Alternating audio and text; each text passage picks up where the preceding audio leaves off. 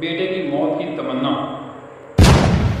الحمدللہ رب العالمین والصلاة والسلام علی سید المرسلین، اما بعد فاعوذ باللہ من الشیطان الرجیم، بسم اللہ الرحمن الرحیم۔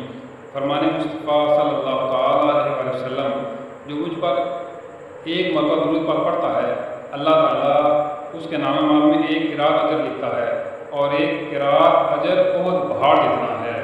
سبحان اللہ، صلو علی الحبیب صلی اللہ علیہ محمد صلی اللہ علیہ وآلہ وسلم۔ میٹھے میں اسلام بھائیو، بیٹے کی موت کی تمنا بڑا ہی عجیب و غریب یہ واقعہ ہے۔ آئیے سنتے ہیں کہ اگر ایسا کون سا باپ ہو سکتا ہے جو اپنے بیٹے کی موت کی تمنا کرے، اور آپ اس کی وجہ کیا ہے، کیوں تمنا کی جا رہی ہے۔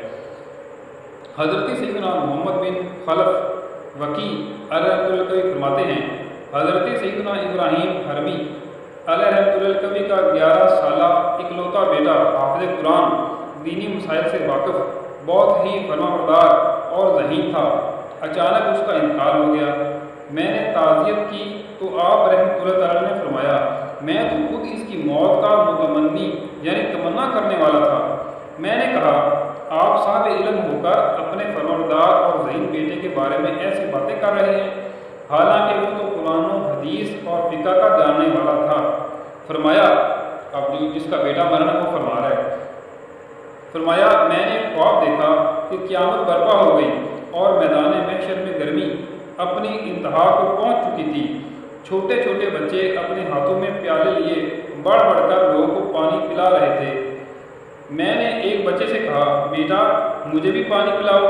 بچے نے میری طرف دیکھ کر کہا، تم میرے والد نہیں ہو، میں تمہیں پانی نہیں پلا سکتا۔ میں نے پوچھا، تم کون ہو؟ کہا، ہمارا انتقال چھوٹی عمر میں ہو گیا تھا اور ہم اپنے والدین کو دنیا میں چھوڑ کر یہاں آ گئے۔ اب ان کے انتظار میں ہیں کہ وہ کب ہمارے پاس آتے ہیں۔ جب وہ آتے ہیں تو ہر بچہ اپنے والدین کو پانی پلاتا ہے۔ خواب بیان کرنے کے بعد حضرت سیدنا ابراہیم حرمی علیہ الکوی نے فرمایا، میں اسی لیے اپنے بیٹے کی موت کا متمنی تھا، یعنی تمنا کرنے والا تھا۔ تو میٹھے میں اسلام میں دیکھا آپ نے لوگ کیسی مدنی سوچ تھی اللہ کے نیک بندوں کی، کہ 11 سال کی عمر میں کہ وہ حفظ و قرآن کیا، اسے ناظرہ کیا ہوا، حفظ کیا قرآن پاک، اور پھر وہ کیا تھا کہ دینی مسائل سے واقف تھا۔ عمر کتنی؟ 11 سال کی۔ آج ہماری عمر کتنی ہو گئی ہے؟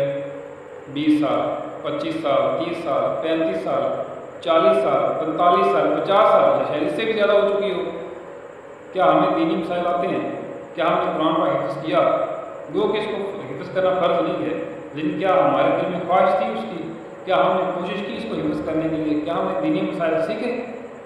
کیا ہمیں نماز پڑھنی آتی ہے؟ کیا ہم نے کبھی کسی کو سنایا کہ یہ میری نماز ہے، کیا میں صحیح پڑھتا ہوں؟ کبھی پریکٹیکل طریقہ اس کا سیکھا ہم نے کبھی نماز میں؟ تو ہم کس طرف جا رہے ہیں؟ ہمیں تو آزمائش کے لیے بھیجا گیا اور ہم کن کاموں میں لگ چکے ہیں؟ قرآن پاک میں اللہ تعالیٰ فرماتا ہے، واللہ خیر الرازقین، کیا اللہ تعالیٰ فرما رہا ہے کہ اور اللہ بہترین رزق دینے والا ہے؟ کیا اس میں کوئی جھوٹ ہے؟ کیا اس میں کوئی شک والی بات ہے؟ اللہ تبارک تعالیٰ جھوٹ سے پاک ہے۔ اللہ تبارک تعالیٰ کی ذات میں شک کرنا، یہ اللہ تعالیٰ اس سے پاک ہے کہ اس کی ذات میں شک کیا جائے۔ اللہ تبارک تعالیٰ نے فرما دیا وہ حق اور حق ہے، تو پھر ہم کس کے پیچھے بھاگ رہے ہیں؟ کیا ہمارا ایمان اتنا کمزور ہو گیا ہے کہ صرف دنیا ہی ہمارے آگے ہے؟ حالانکہ حدیث شریف میں ہے، الدنیا سجن المؤمن و جنت الکافر، کہ دنیا جو ہے یہ مومن کے لیے قید خانہ ہے اور کافر کے لیے جنت ہے۔ تو جو قید خانے میں ہوتا ہے، کیا وہ ایسے رنگ رلیاں بناتا ہے، ایسی نافرمانیاں کرتا ہے؟ کیا وہ قانون کی خلاف ورزیاں کرتا ہے؟ کیا وہ داڑیاں بناتا ہے؟ کیا وہ شراب نوشیاں کرتا ہے؟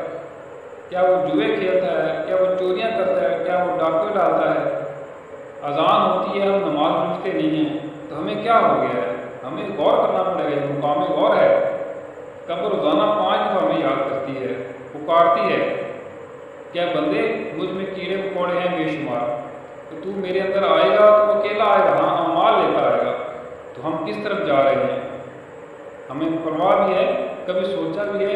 ان کی تو مدنی سوچ تھی کہ چلے میرے اگر اعمال اچھے نہیں ہیں تو میرا بیٹا چھوٹی عمر میں انتقال کر دے تاکہ مجھے وہ روزے محشر کو پانی پلائے جہاں شدت کوئی گرمی ہوگی۔ ہمارا ایسا سوچ ہم تو مرنے سے گھبراتے ہیں تو مرنے کی تیاری کیوں نہیں کرتے؟ جب مرنا ہے، قرآن پاک میں ہے نا، کل نفس ذائقۃ الموت، کیا نہیں جانا یہ چیز کو کہ ہر جان نے موت کا مزہ چکھنا ہے؟ تو ہم بیٹھے ہوئے ہیں، ہوش کے ناخن لینے چاہیے، ہمیں آخر تیاری کرنی چاہیے۔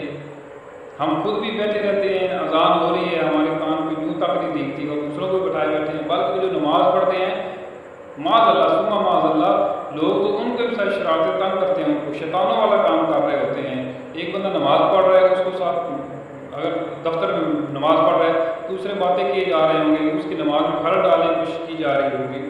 تو ہمیں ان چیزوں سے بچنا چاہیے اور ہمیں فکر آخرت کرنی چاہیے، کیونکہ یہ دنیا دارالعمل ہے۔ اگر ہم نے اس میں تیاری کر لی تو ہمارا بیڑا پار ہے، نہیں تو پھر بیڑا غرق ہی غرق ہے۔ دلا غافل نہ ہو، یکدم یہ دنیا چھوڑ جانا ہے، باغیچے چھوڑ کر خالی زمین اندر سمانا ہے۔ تیرا نازک بدن بھائی جو لیٹے سیج پھولوں پر، یہ ہوگا ایک دن بھیجا، اسے کیڑوں نے کھانا ہے۔ تو اپنی موت کو یاد کر سامان چلنے کا، زمین کی خاک پر سونا ہے، اینٹوں کا سرانا ہے۔ نہ بیٹی ہو سکے بھائی، نہ بیٹا باپ تیمائی، تو کیوں پھرتا ہے سدائی، عمل نے کام آنا ہے۔